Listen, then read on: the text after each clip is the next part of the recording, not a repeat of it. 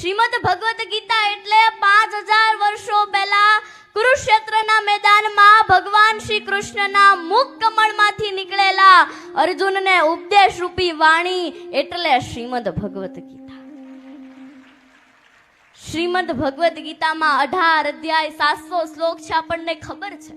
પણ દરેકે દરેક અધ્યાયમાંથી આપણા જીવનને લગતું કંઈક ને કંઈક જાણવા મળે છે.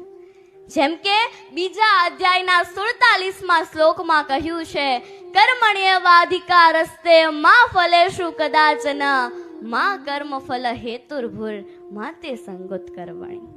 કે તું નિત્ય કર્મ કરતો જા, ફળની ચિંતા ન કર, એ તને આપોઆપ મળી જશે.